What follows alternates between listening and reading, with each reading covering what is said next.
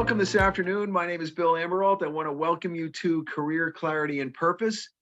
In this live event, and it's going to be recorded as well, my panel of 14 experts reveal their strategies for providing career clarity that's aligned with your true purpose. I know that most of you, or many of you who are listening or watching this, had your life impacted by COVID, where you downsized, right-sized, reorged, rift, let go, or otherwise separated in ways that you didn't think were appropriate. For what it's worth, I've experienced all of those, some of them more than once. And maybe you were part of the great resignation where you realized or consciously decided that there was something else better for you. Well, Harry is a friend that I've known for, well, I'm not going to say how many years, but it goes back to when we were both at Indiana University and shared a seat next to each other when Bobby Knight threw the chair across the court.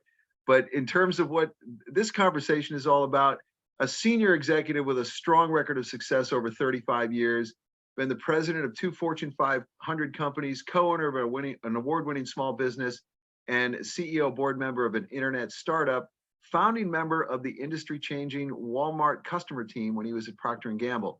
He's also published 3 books under the heading of Get Real Leadership, Get Real Culture, and Harry, what's the third one? Mindset. That's right, Get Real Mindset. They are as pragmatic, as short, sweet, to the point, pragmatic as anything I've ever read. All 3 of them are in my library. And he's driven exceptional results among large teams from as small as 5 to as large as 3,500. So I just want to say, Harry, welcome. And, you know, you have your Head for the Cure shirt on, which we'll talk about as part of the process. But just want to say welcome and thanks for taking the time this afternoon. I'm delighted to be here. I'm not exactly sure how this is going to go because I am not, nor never have been, nor never will be a career coach. But I've run a lot of businesses and had really cool hiring and firing experiences that maybe I can share with folks. And career coaching, not formally. How about that? You have, and you've mentored so many people, either directly or indirectly, you know, particularly through your small business network in the Kansas City area, which is really, you know, a lot of the focus on this is how do people, you know, create their different career transitions and how successful they were. And I think I'll start with, you know, with you in terms of how those went and how you can comment on those. Sure. Let me see if I can do a thumbnail here. I grew up at Procter & Gamble, 7 years in brand management. Amongst that 7, I was asked to move to Northwest Arkansas, and I got the what I didn't realize was going to be the most incredible opportunity, which was to be around Sam Walton and help form the first customer team in Northwest Arkansas. Once I went back to Cincinnati after the field assignment in Bentonville, I wasn't happy, so I left. I've been in Kansas City since. That's 1992, so 30 years in Kansas City. Right. And I'm on my 3rd retirement right now. I think this one's going to stick. I really sucked at the first 2. 4 years ago, I believe I got it right, and I'm doing well with that. When I came to Kansas City, I've done a number of things, and they were in wildly different categories and size of business. As Bill said, I was the co-owner of a award-winning small business. It was called the Mr. K Award, which is the business of the year in the Kansas City region. But I've also been the CEO of a failed internet startup in the .com world of 2000. And I have had a chance to be a president at Sprint and Embark, which was very cool to do both. But I've also worked at, my final job before I retired the last time was to be the CEO of DuraVision, which is a refractive eye care center. So it does LASIK and lens replacement. One of the things that you should take from what I've done is that I really truly believe in, and a testament to the idea that skill sets are more important than specific work experiences. When I was interviewing to be the CEO of a refractive eye care center, all I knew was that I wore contacts and glasses, and I hated them both. But I didn't know anything about the business, but I knew about people. I knew about communication, problem solving, budget setting, et cetera. So that was a really cool experience. By the way, I did get LASIK for free, and that was 9 years ago. And at the age of 61, I'm still kicking ass with my eyesight. So I got that going for me. Got that, yes. And in the latest retirement, I've really stepped up 3 different things that I do. I'm a speaker and an author. I started a business 10 years ago speaking while I was still working, and have really ramped it up since I retired. And what I do is I give keynote speeches around the country on the 3 books that Bill mentioned: Leadership, Culture, and Mindset. And I give my gross speaking fees to brain cancer research in honor of my wife. She has been diagnosed with a malignant inoperable brain tumor. And instead of saying I'm sorry through words, I wanted to say them through words and through my actions. So I give keynote speeches. I'm not Mike Ditka or Sarah Palin, so I don't get paid a crazy amount of money, but I get paid $5,000-ish to do keynote speeches, and I give that money to charity. I have raised, and my book proceeds all go to charity. So I looked last night, I raised $572,000, and I'm rocking and rolling on it. I have a blast doing it. I'm a bit of a crazy man on stage. I cuss more than I should, and I wave my arms and do a lot of storytelling, but it works for me. So I'm a speaker and an author. I'm an investor. We're the founder of a couple of small businesses, and my wife and I are actively involved in the small business community in Kansas City. And the third thing I do is I mentor. You could call it coach. I'm not sure what the difference is sometimes, but I don't want to have a business in it. I like to do it. I love to hang around with people in the community. I love to help them solve problems. I love to do everything I can to help the business community in Kansas City grow, but I don't do it formally as a coach or a mentor, which is just fine. And I'm fine with that. I like all 3 of those. And the great thing about charging zero for when you provide services is the expectations of you are really low. I give people my time when I'm in front of them, but when I go away, I don't tend to take their to-dos with me because it's not what I want to do. And I don't want to make a business. I don't want to make a business out of it.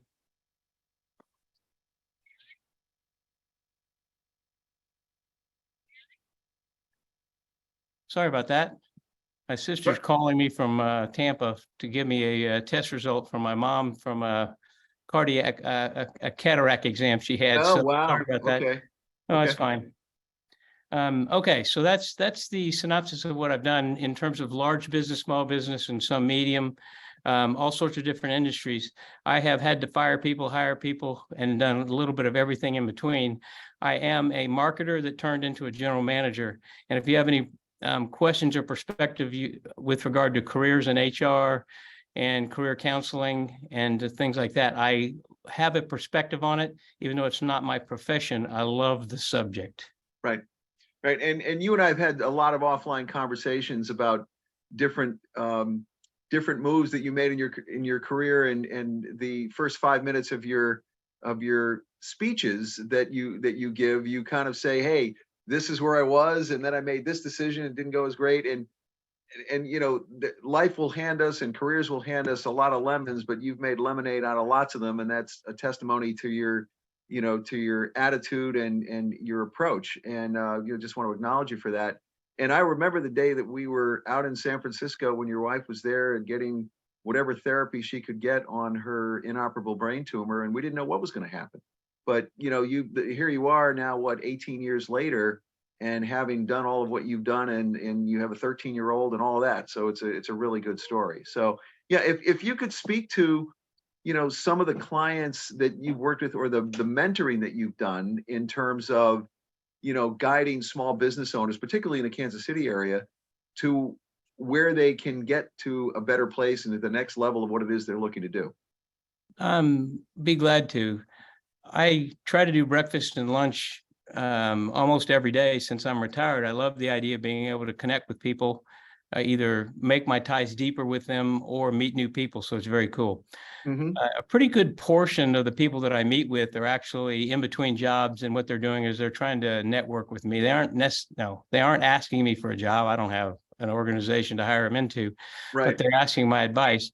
And here's the way it usually goes. I'm very specific about my advice, and it has to do with what I've done and what I've seen in my experiences over the last 35 years. Mm-hmm. What I've seen is that I don't worry as a hirer and as a potential interviewee about specific industries and companies where people have worked. I did that the first 10 years of my career, and it was a mistake. The last 25, I stopped doing that. What I did was I started looking for very specific skill sets. Mhm. And I look for particularly if you, and by the way, they're hard to measure, but welcome to the world of business. A lot of stuff is hard to measure other than the down and dirty data and logistics that you get on a day-to-day basis. But I'm looking for tenacity. I'm looking for communication skills, and I'm looking for problem solving, and I'm looking for some version of teamwork. The Mhm. final one is so important to me, it's ridiculous. I put up with people that were great at their job and then I thought were just an absolute pain in the ass. And then I realized I don't have to do this. I can find somebody that is just as good at the job, but that lifts our culture up instead of takes it down by being that kind of repeller. So forget that. I love the idea of being an attractor and looking for people that are attractors. And when I say that, I'm talking about somebody that you want to be around and work with. So I tell people, think about the skill sets, the skills that you have. Think about the stories and the accomplishments as you've made and the reasons why you made a difference in some project or business Right. with regard to those specific skill sets, and then make your story around that, because that's what you should be doing, because that's where you can make the biggest difference. So that's the main thing that I do. Occasionally, depending on the circumstances, I'm one ridiculously pragmatic person. If someone needs a job to pay the bills and they really don't have time to take the parachute approach or to take months and months, what I'll do is I'll say, let's get very pragmatic and talk about this as a system and a process. How many people are you going to call? And I'll get you started with some people to contact. I can't get you a job, but I can get you phone numbers or email addresses. How many people you need to call? What are you going to do? What industries, companies you want to target? Can we find them on my LinkedIn? Can I find people that you can talk to try to get interviews to get after it? I don't particularly like doing the second piece, Bill. It's not Mhm. fun, but if you Right. have to do it, it's one of those things that you do because necessity says drive it. And so Yes. those are two very different discussions that I'll have at a coffee shop near my house, but both of them are incredibly important for the ecosystem of the Kansas City business. Understood. You mentioned a couple things, tenacity, problem solving, teamwork, and communication so that you can become an attractor. I remember we had a conversation once when you got transferred to a different division of Sprint, and all of a sudden the HR director was getting all kinds of calls that people wanted to work for you. And you kind of like slid it in under the radar, but that is a testament to the fact that not only do people want to work for good companies, they want to work for good bosses, and they want to work for people that they know are going to be, behind them, that are going to support them, that are going to, challenge them and be fair and all that. So, speak to what that was like, not just that moment, but that whole hiring process when these people were going to migrate from other parts of the company. Are you kidding me? I got an hour and a half I can talk about this one because this subject gets me wound up in a very good way. Yeah. Um, uh, I'm a liberal arts major, East Asian history from Vanderbilt. How about that? Everybody else that's an East Asian history major raised their hand. Economics double major, by the way. That's But at right. the end of the day, what I do is I try to find people that I would prefer liberal arts majors. And frankly, it's not that I'm biased for them or against them. What they do is they tend to be more curious and they tend to be learners. And therefore, if I don't care what industry they've worked in, I love having somebody that's going to come into my industry and learn it quickly, because that's not the hard part of a job, learning the industry and learning the competitors and your distribution channels and your price points. The hard part is getting fit into the culture and figuring out the people and how you can get the most out of them and you can really make it all work. Hmm. I have a personal mission statement for any organization I lead. And as Bill said, when I was the president of the consumer markets for Embark, it was about a $6 billion telephone company, and I ran about half of it. I had a goal. I wanted to create an environment or a culture that people desperately wanted to work in. And I purposely chose that word because I wanted to make it so good. And that means successful, but also productive and helpful and teaming, and it's all those things that come with it. And if you do that, then what happens is if you have a job opening, and I would have a vice president job opening, the line formed to get into that job is very long, and it enables me, my secret sauce is I can choose the person who's the best at the job, fits the best culturally, and that just makes things spiral upward with regard to my culture and my business. And I've been asked many times, how and why do you have the culture results and the people results and the HR wins that you do? And I say it's because I am single-mindedly focused on having an organization and a culture that people desperately want to work in. And I execute against it. And it made my life easy, by the way. As a senior executive, there's pressure and stress with Wall Street and the board for delivering. I get that. That doesn't go away. But at the end of the day, if you have the best people that you can possibly get, your chances of success are extraordinarily higher. And therefore, what I do is I try to get those people on board, and I lean back and say, you let me know if you need me. And when you do, I will be there. I promise. And this is the kind of thing where, you read about all these corporate executives that are effectively have buggy whips in their hand, and you're clearly not that. And obviously I've known you long before you were in the situation where you're describing it, but it's so relevant and appropriate because, you look at for instance, the airline industry. In the last 30 years in the airline industry, how many, bosses have been, stigmatized as being, exactly that. They're just not supporting their culture. And then the ones that do actually make some money, Continental and Southwest, for instance, Virgin Airlines. I mean, they create the culture that provides a great experience for their clients or customers, or however it is that they sell their product or service.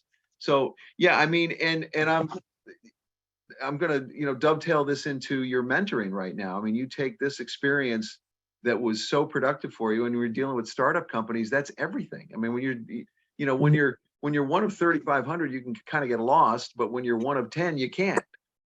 No. I love to I do my own bio when I do my keynote presentations, because nobody can outline your career and also make fun of you as well as you can yourself. And in the middle of my career, when I was about the ages of 35 to 40, I talk about this thing that I did. And the way to describe it is I quit the big company. I was a VP at Sprint, and I ended up doing a couple small company thing, a startup, and then having to come back to Sprint. But that 5 years, I got my PhD in life. I ran a small business. We were printing money. It was in the sports world. All I care about is sports. It's what I should have been doing the rest of my life. And sure enough, after 2.5 years, I got a little bit bored. So I sold my half of it and went into the dot-com roll-up of 2000. Right. I don't know anybody in here that doesn't remember that, but that was really not a good idea. Yeah. And I tried hard. I was in an internet startup in Kansas City. We built it up to 58 people, had a pretty high burn rate, but it looked to be successful. Oops, nope, failed. Right. We were ahead of the market, not enough eyeballs, couldn't make it. I had to fire half the company. The other half went back to the mothership, and I was unemployed. So I was 39, divorced, with a 6-year-old, a 4-year-old, and unemployed. In case anybody wonders, that was not the plan. Right. And I was sitting here staring at the wall thinking, wow, I did what I felt like I should do in my gut. I didn't choose good. My final choice on the career path there was a disaster. Then I ended up going back to Sprint. There was a lesson there is I left well when I left the first time. So they took me back the second time. And then a couple of real lucky breaks came my way. My president was needed elsewhere in the company, and they made me the interim. And I'm one insidious SOB. I treat people well. The results keep coming, and gradually, even though I was told I wasn't going to get the job, they gave it to me, and I had a lot of fun for the next 10 years or so. So the experiences that I've had in terms of the humiliating losses teach you in a lot of ways just as much as the times when you win. And that's one of the real wild takeaways I had of the first 15, 20 years of my career. Well, you talk about, the times that went well and the times that didn't.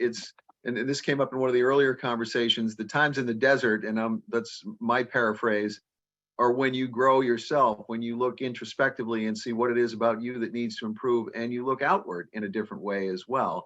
I mean, others who have been on this Zoom call today is like, it's not if, but when you will land. But are you making the best of what it is that you can provide for a future employer, or if you're going to start your own business in whatever way that means? So how would you, given that, and you and I have been pretty much elbow to elbow in terms of a lot of these circumstances, both with me and with you, the ups and downs in career and life and everything else. What's your process, if you will, or your mindset that you go through the difficult times? And, the reason I'm asking this is because let's just say you're worth 100K a year, and I'm only doing this for round math. It's 2K a week, $400 a day. So every day that goes under, and if you're worth twice that or four or five times that, do the math. Every day that you sit on the sidelines and don't create the income that you're actually worth is lost. I mean, it's water under the bridge. How have you navigated through those processes, and what would you recommend for those who are watching or listening here? I'm going to give you my blink reaction and answer. How about that? Go ahead. Optimism. I grew up in an alcoholic family, and it was not pretty. Mm-hmm. I made it through it. I got to college and grad school, and all of a sudden I was filled with joy because I realized that I had made it and I was on my own and life was good. I have kept the optimism that I was able to have from the age of 8 forward. That's about as far back as my memory goes with regard to my childhood. Mm-hmm. And the optimism that I had, I didn't realize it, but if you've ever heard of the Stockdale principle, and it's in Jim Collins' book, Good to Great, it's a fascinating one. It says that you have to remain relentlessly optimistic, but you can't be unrealistically optimistic. I didn't never really think of it in that technical a term. I just always thought that things were going to be better eventually if I stayed with it, if I kept the right attitude, tried to do what I need to do, take care of my own stuff, treat people extraordinarily well, and do all these things. What do they say? You learn in kindergarten, and you translate it forward. Yeah, And the things you need, the things you learn by the age of 5. yes, Yeah. and I really decided I needed to do that. And then what happened was, when things were good, I never got too high. When things were bad, I never got too low, because I was relentlessly optimistic that it was going to work out. Now, I have to do the work to make sure it works out. But if I do the work, I was optimistic that it would. Is that fair? I don't know. Doesn't matter. That's the way I operated, and that's the way my mind worked. Right. And I tend to be I used to be way too optimistic, and that caused me problems and sometimes friction in the business world.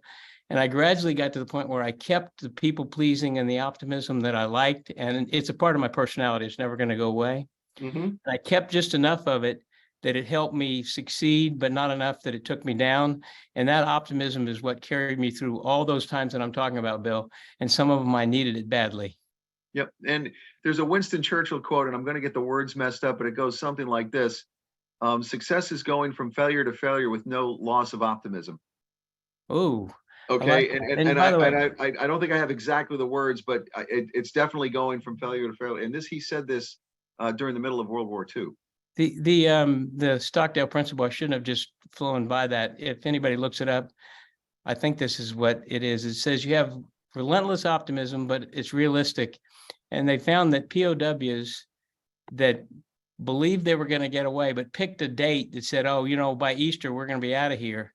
Those people, what happened was that date would come and go, and they would lose so much emotional energy, and they would almost be taken down by missing that goal. Whereas Stockdale, who happened to run for vice president at some point, but he was an incredible Navy officer. What he did was he was incredibly optimistic, but didn't worry about the time frame. He just wanted on a day-to-day basis to have optimism that they're going to have a team, they're going to communicate, they're going to help each other as they're needed and tortured, but they're going to get out eventually. And they were the ones that made it and were mentally and emotionally much better off at the end of it. And I'm trying to think of the name of the movie where the prisoner of war in the Japanese war camp, American prisoner of war, who held up he was a track star and he was going to be in the Olympics and all this kind of stuff. I can't think of the name of the movie, where he held up the 2x4 or the piece of wood or the extended for like 38 minutes or something like that, just to defy the fact that he was being persecuted, and it was all related to his mindset. And I'm going to go back to something else and related to mindset, which I think has, I mean, you and I have had this conversation before, that you weren't that great at sports that involved a ball, but you held the 10,000 meter record at Vanderbilt University for 35 years before it got obliterated. But speak to that. I mean, when you and I used to jog together, you'd be running up a hill and you'd say something like this, this hill may be long, but at least it's steep. And I'd be like, wait, yeah, he's right. But you would say it in a way that's like, we're gonna do this type of thing. So just speak to that. Unbroken is the name of the movie. Thank you, John. I am a ridiculous sports addict. I waste a lot of RAM that way. At least that's what my wife tells me. But you know what? I still choose to do it, and I double down sometimes. I really wanted to be a pro athlete. By the time I was 6, it was clear that wasn't going to happen because I don't have the skill set. But I realized I run the same speed for 10,000 meters as I do for 100 meters. And so I ended up being a cross country and track runner at Vanderbilt. And I did run a really good race at the University of Tennessee, the Dogwood Relays in 1982, and set the school record that wasn't broken until 2017. It's been broken 4 or 5 times since then. But having that record for 35 years is one of those simple little pride things that are fascinating because I am not an athlete. I wish I was. I am a nerd that knows the data down at the end of the bench. That's not an athlete. But I was able to do that and succeed in it. And the reason why is because cross country I'm not talking about being an Olympic athlete. I wasn't that good. I understand. No, I get that. But to be good. Division One. This is not trivial. Okay. This is Division I college sports. So I understand. Yeah. But the important thing is the main thing you need to be a long distance runner is tenacity. And not give up in this or whatever the word is. I made that up. I like that word. It's probably hyphenated somewhere in there. Yep. And that was what I could do. And that's the way I lead my life. I'm the little engine that can. And I was able to do that and I loved it. And I took such pride in it that I put a damn thing on my resume. That brought a lot of conversations because people would be like, you? I'd be like, yeah, I know. This is kind of crazy. Yeah. Yeah. And it's one of those things that you have to put that on your resume because that speaks to the whole mindset thing. And for what it's worth, my resume, the last 2 inches of it are things that I don't necessarily need to put in there, but people have a much better understanding of who I am as a human being and not just the accomplishments I've had related to career or school. And that's cool. It certainly makes a difference. So I just thought of something it relates to a question in a dialogue you all were having earlier. Right. It has to do with how you treat people. And some people are mean, but they drive results. When I went to Arkansas, I was about 10 years junior of most everybody else on the people from P&G that moved to Northwest Arkansas. And so Sam kind of took a liking to me. So I spent a lot of time with Sam Walton. This was like 1980, 1989, 90. It was before leukemia came back. So he was around. I got to know him a little bit. And my red book, Get Real Leadership, the subtitle is A Practical Approach That Delivers Relationships, Respect, and Results. That quote came directly from Sam Walton. And the second time I heard him say it, I said, Mr. Sam, what do you mean by that? He said, too many people think you have to be some hard driver that pushes people and sets unrealistic goals in order to win. And they sacrifice relationships and sometimes even respect. He said, that is completely not true. He said, I am a living testament to the fact that you can have all three and you can balance it and you can drive all three.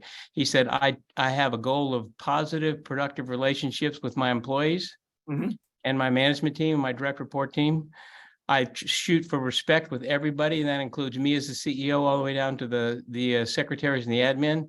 And we're going to drive results. And by the way, he was the richest man in the world when he was telling me the story. Yes. And he brought up Jack Welch, which was fascinating because Jack Welch at the time was an all-star CEO for General Electric, but he was more likely to use fear and humiliation to run his business. And Sam said, it worked for Jack. That's fine. He's consistent. You know what you're going to get. But at the end of the day, it's not what I would want to do. It's not how I want to treat people. And I thought, it's really good to know that you can have somebody that you can use as a role model that likes the soft skills and goes after the people side and the culture side and still wins big. Well, it's one of the reasons why you and I met is because Jack Welch was chopping all of the GE divisions at the seams. And that's where I was before. After college, as an engineering degree, I went to work for General Electric and was working in Fort Wayne, Indiana, before I drove my 73 Impala down to Bloomington, and we had 2 good years there. I'd say just you and I, but several things that went along with that. Lynn, thank you for posting the Stockdale and the YouTube about the kindergarten poem and all that kind of stuff too. So, for posting that in there. I'm going to open it up to questions for people who are watching. There are 30 people online here now. And, if there are any specific questions that you might have for Harry in terms of your own career situation or just a business situation, because as you can tell, Harry has a wealth of knowledge, and it's one of the reasons why I'm so glad to have him here this afternoon. I have one proviso on that. I used to be the brand manager of Metamucil, so I know more about constipation than anybody that you'll ever meet should or could. So if you have a question about constipation, I'd rather do that one-on-one offline, not in front of the whole group. So that's the only thing that I have with regard to the Q&A. Okay. So that's somewhat off limits, is what you're saying. Yeah. Yeah, that's right. But and it's all good. And he has, and I've seen this. I don't know if you have the orange T-shirt.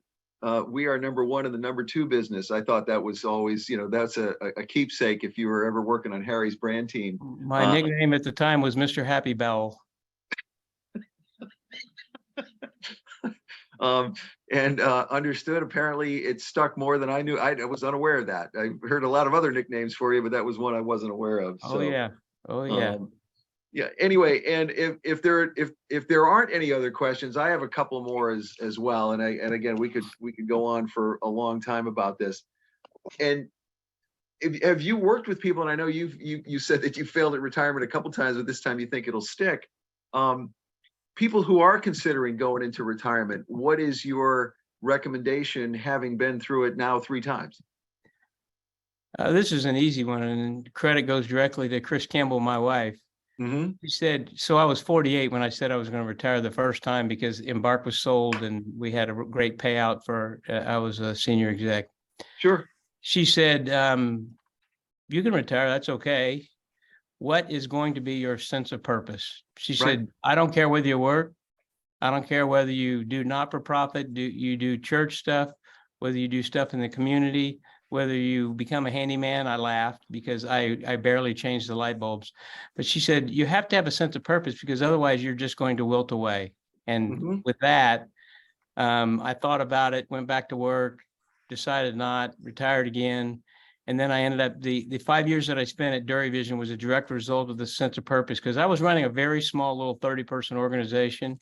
Yeah. And I could direct the culture exactly the way I wanted. I had nothing to do with the product. I wasn't going to do laser surgery. We didn't have a cheap price for the CEO to do your laser surgery. That was not one of our marketing offers. Right. I loved that. It was a short commute. They gave me flexibility to fly around the country and do keynote speeches, and it was extraordinary. So I found my sense of purpose. And when I got out of that, I realized I need to continue the speaking and the investing and the mentoring, just in different ways, maybe, because if I didn't, I was going to lose my sense of purpose. And I never forget the idea, if you do, you wilt. And that picture is not a good one. Yeah, well, I remember when you were taking me through the Dury Vision headquarters at the time, and you were moving to another building, or you had just moved to that building. I can't remember which one it was. But you were also instrumental in that, which with a small company is saying something. And I remember there are a couple things, a couple key memories that I have of that little time I spent in your office that day, which, number one, people had whiteboards with check marks on them that you could manage by going around and seeing what was happening. Your metrics were simple enough that people just have to go like this with it. There was no spreadsheet. I mean, there were spreadsheets at some point, but not in this particular case. And that was number one. And number two was, and I experienced the same thing with my son earlier this year, is that when you stepped into people's space or into their office, they welcomed you. So all the stuff that you mentioned with relationships that Sam Walton had talked about, relationships, respect and results, that was, they clearly were all tied together. I mean, that Venn diagram had a big bullseye in it because you had created that culture. And I don't know what they're doing now. I know you retired from them a few years ago, but you set them up so that they could get to the next phase of their development, and they became one of the leading LASIK surgery centers in the entire Midwest. Yes, or yep, yeah. And obviously you used some of your marketing background to make that happen, but it was also an operational thing as well. How to make things more efficient, how to make the customer experience happen more easily so that people could be in and out and know what they were getting and feel comfortable about that before they even signed up. What you said was quite insightful. Let me address both of them real quickly. I love walking around. MBWA. Had never heard Right. of it before till Sam Walton gave me religion on it, and he did it all the time. And I actually walked around with him some management by walking around. And he told me he did it because he wanted to engage directly with people, look them in the eye and thank them and or shake their hands and use their name. Mhm. So I love that. That's a simple strategy that I use, and thank you for recognizing that. The other one has to do with drive the right five. In my culture book, I talk about the importance of having a get real performance culture. And one of the things I do is I say, find I'll call it 5 things. It rhymes, drive the right five. Right. Five single metrics that are most important and everybody can grapple with and understand. Put it up on the board so people know whether things are going well or not, because that sharing of info helps people more likely to direct their energy toward trying to make that work. Right. It's kind of like fixing quality control at a car assembly plant in a whole different environment. I'm trying to think of some of the other things that we had talked about through the years. That you had a metric once at Sprint where the call center people, was the give us 8. There was this is where you're using metrics and using your relationships to create loyalty among the employees because there's flexibility. So go ahead if you'd speak to that. Yeah, when I left Sprint and went to Embark, I became the president of the consumer business. I called the VP of Ops in and I said, well, talk to me about our call centers. He said, we have 15 of them. They're in very small cities in the United States, about 200 people each. And the way we operate it is if someone's 5 minutes late, they get an occurrence. 3 occurrences is an absence, 3 absences, and they lose their job. And I said, whoa, that's kind of harsh. We're talking about Tarboro, North Carolina, and Medford, Oregon. We're talking about very small cities. And I said, how far do people drive to work? And he looked at me and said, I have no idea. No freaking idea. And I said, well, why don't you use the address of the call center as the center and give me a diagram of how far people drive. It turned out they were driving an average of 32 miles. Wow. Because they loved the job. It was $13, $14 an hour, and they got benefits from a Fortune 500 company. They loved their job, but they were scared they were going to get behind a farm implement, or they were going to run into road construction or daycare issues, and they were worried. And so I came up with a brilliant, simple program called Give 'em 8. And we announced it in front of an all hands meeting. And we said, between 7:30 and 8:30, you're still going to come in and check yourself in with your card, but we don't care. We're not even going to track it. You're on your honor system. If you come in 12 minutes late, just give me 12 at the end of the day, 12 minutes, and we call it even and you're done. Yeah. We called it Give 'em 8 for the day, or Give 'em 8. Got a standing ovation when this happened. I didn't know whether to cry or laugh by the standing ovation. But I realized they were feeling like they were being treated like adults, and it worked out really well from a trust standpoint. And the great thing about it is it didn't change the dynamics of the call center. People didn't change their times. They just wanted to know that if they had a problem, I had their back. And that's the way I was sending the signal. And sure enough, the metrics increased. All sorts of really good things came out of it. And it was such a damn dumb, simple little program, but it worked. So you got customer satisfaction, you have employee loyalty, and you have, the ability to have the flexibility that they didn't have before. Whether it was needed or not, at least they knew they had it. And that's huge. And I've been to Medford, but I've never been to that ever town in North Carolina that you were talking about. So Tarboro, man, it's Tarboro. Eastern North Carolina. Okay, so parts unknown, sort of, maybe one day. And one other thing, and this I'm bringing this up just as a. All right, you're making me nervous now with the start of this thing. Come on, what are you saying? No.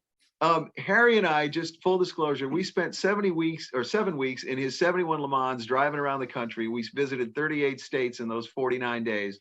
It was one of the best times, the most eye-opening experiences of my life.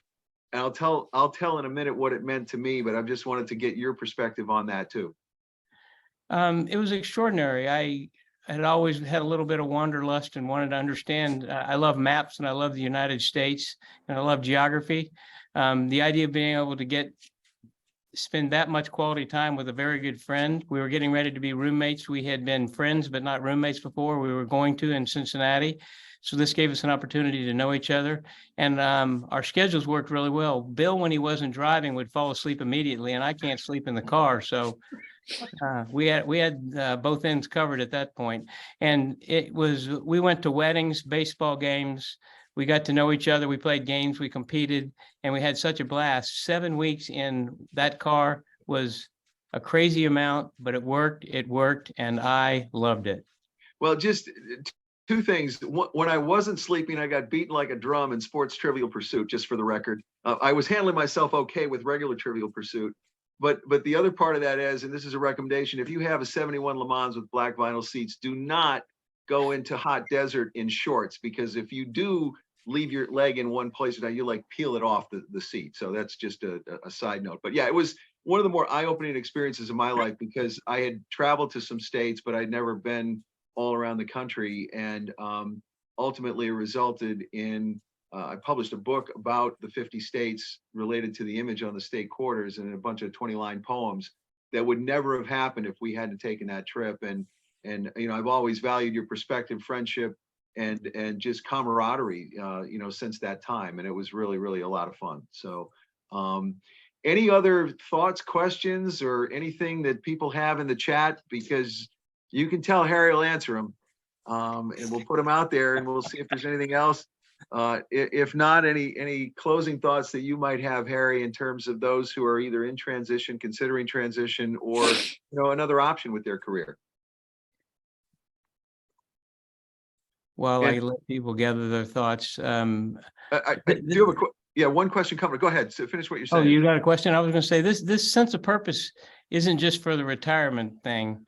Sense of purpose is actually true starting at the age of 21. It just doesn't feel like it's in your range of vision, and it doesn't feel like it's where you should be and where you should think about now. But having a sense of purpose, really understanding that with regard to where you work, is critically important. And I owe my wife big time for putting that on my radar.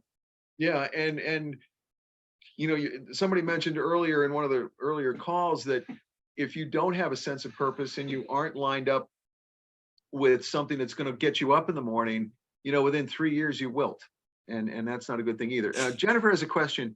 I've worked with people that use fear, competition, and I'm going to put another word in there, intimidation, to drive results. How do you get those people to lose that mindset and move to using relationships and respect to get results? The funny answer I have is it depends on whether you work for them or they work for you.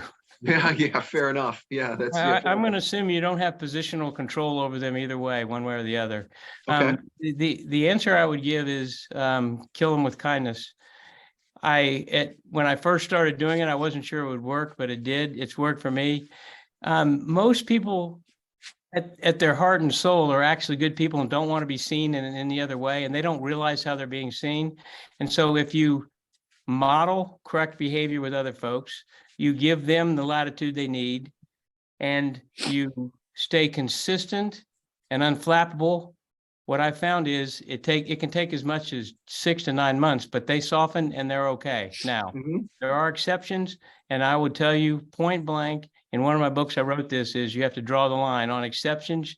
You've got to work with them if you can and get rid of them if you can't, because they're never going to work out. And if they're the ones, they're gonna have the opposite of the upward spiral. They're gonna lead you to the downward cultural spiral, and they can't be around.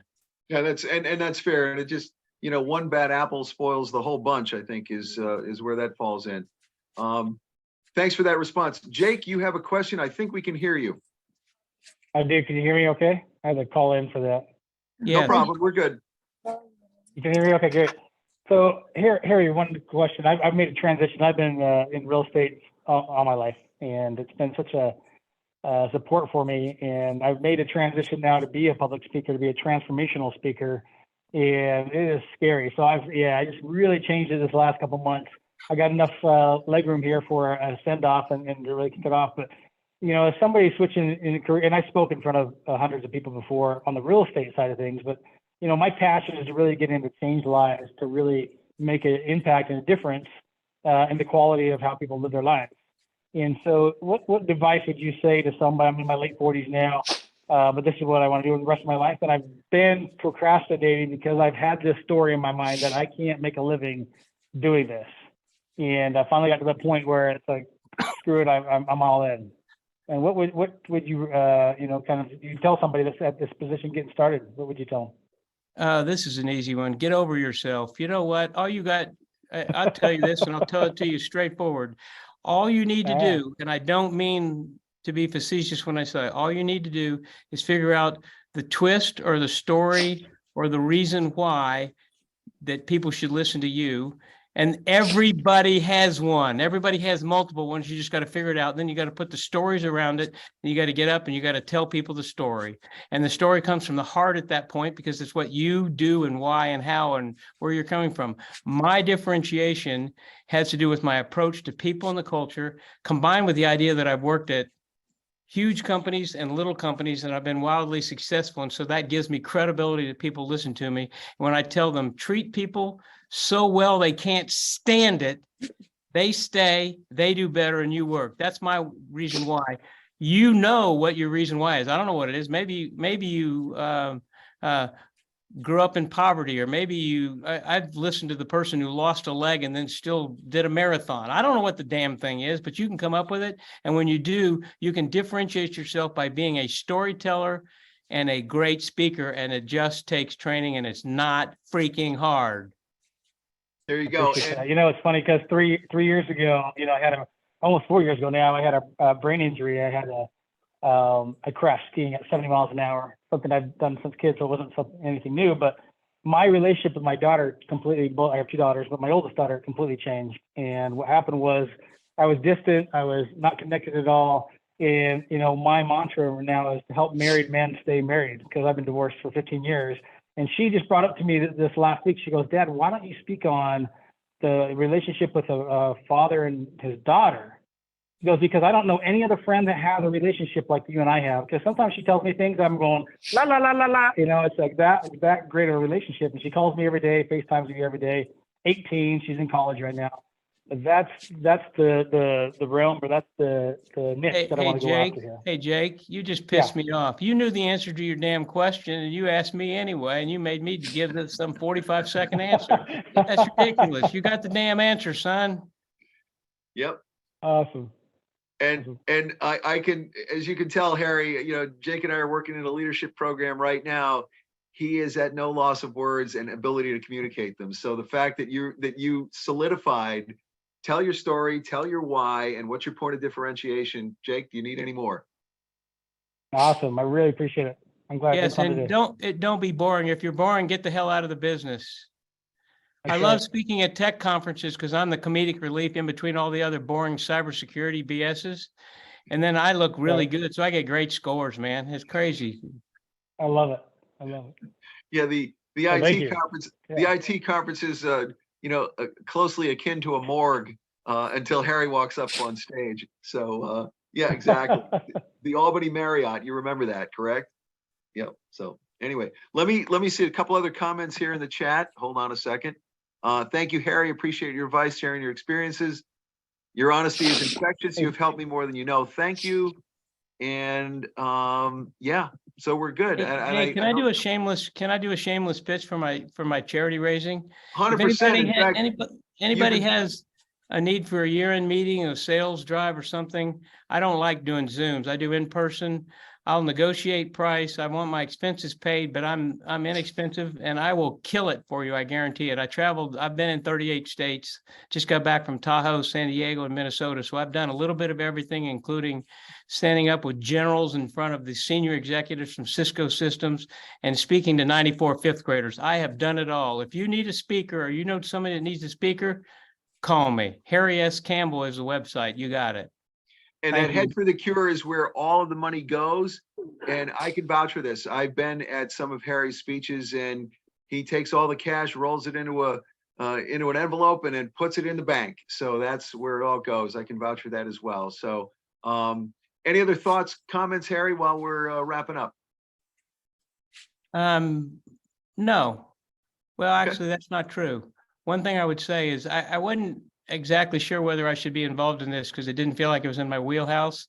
I wanted to do it because of our relationship, Bill, and I felt like if you asked, maybe you had a reason why.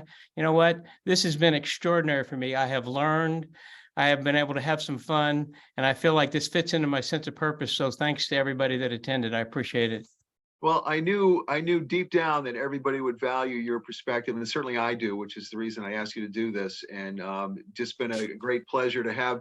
We've never had a conversation like this in front of other people, and this has been really a lot of fun for me as well. And I've learned some more things about you that I didn't know before. So thanks again. Okay.